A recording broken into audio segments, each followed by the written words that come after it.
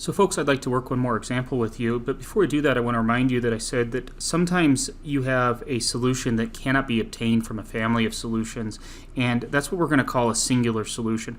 I'm not really going to worry too much about formally defining that, but there are solutions that you don't see when you get a family of functions as a solution through an integration technique.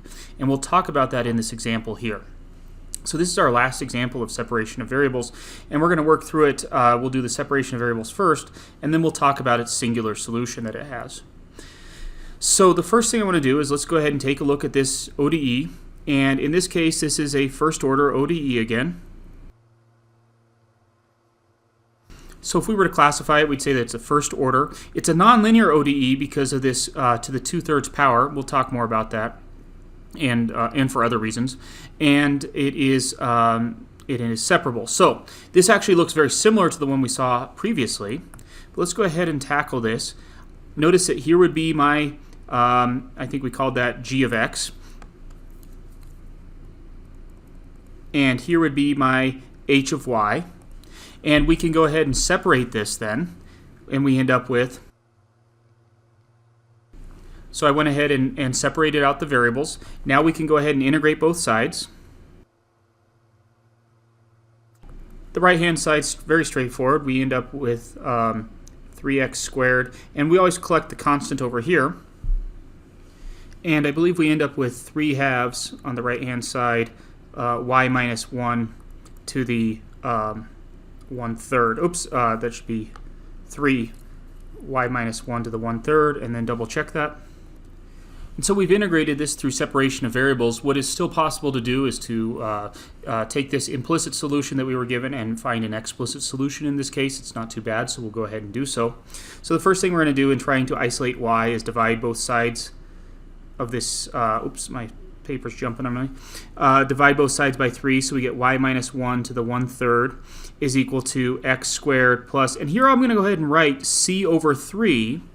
But what did we say last time? If you take an arbitrary constant and divide it or multiply it or add it to some other number, careful, that's not a variable, but some other number, then it's just still, again, an arbitrary constant. So normally if I were doing this on my own, I would not have written this c over 3 term. I would have just gone ahead and straight to c, but I would have known, and my reader would have known, that this constant right here was different than this constant right here.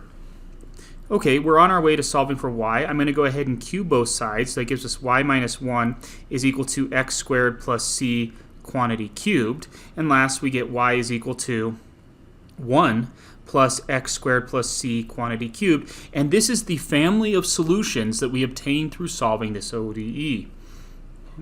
So this is a family of solutions, and for different initial conditions, we could solve for c that makes that true. But what?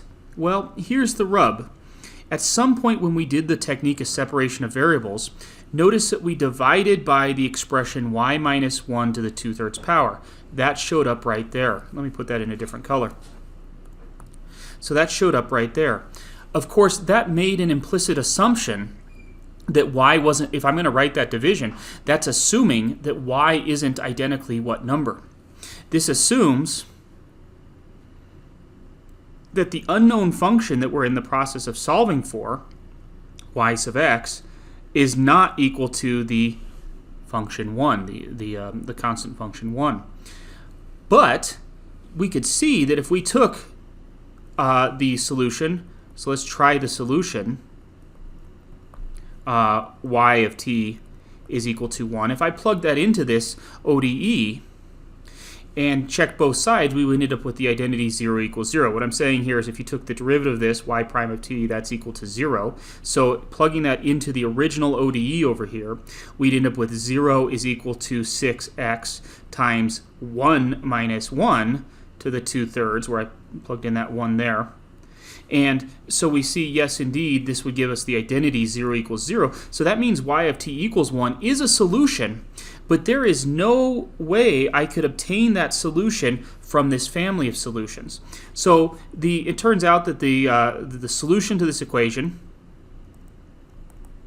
and in fact I'm going to put solutions, are the solutions y of t equals 1 plus x squared plus c quantity cubed, and y of t is equal to 1.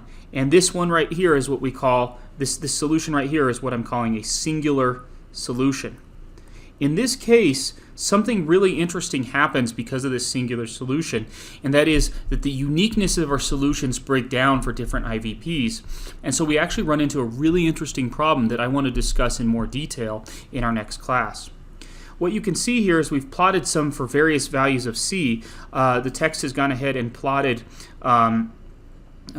different solution curves to this, and you can see that the constant solution right here, y equals 1, is a solution to this. Some of these solution curves, like this one right here, this is independent on its own, and it's a unique solution to an IVP that passes through some point in it. But over here, something more interesting is happening, and that is you could sketch many different curves coming from this. That is, these trajectory curves do intersect, and we no longer have uniqueness of the solution. That's something that we're going to look at. Oops, I'm sorry about that. That's something that we're going to look at in more detail when we present the existence-uniqueness theorems. So these are the existence-uniqueness theorem. There's actually several of them. We'll introduce one of them in class on Monday. So the existence-uniqueness theorem is going to talk about why in this case did we end up with a non-unique solution, whereas in other problems we did have unique solutions. So that's something to explore for next time. The last thing I have for you is if you continue along with this and switch over to page, this is for your pre-work, page 4, I'm asking you on your own to complete one of these problems. This ODE right here is separable, and I would like you to try to solve it using separation of variables. It's question number 25 on page 41 of your textbook, so you can also check the answer in the back of the book. I hope this video was helpful. We're going to pick up now with looking at the pre-work for section 1.5 in the next sequence of videos. Thank you.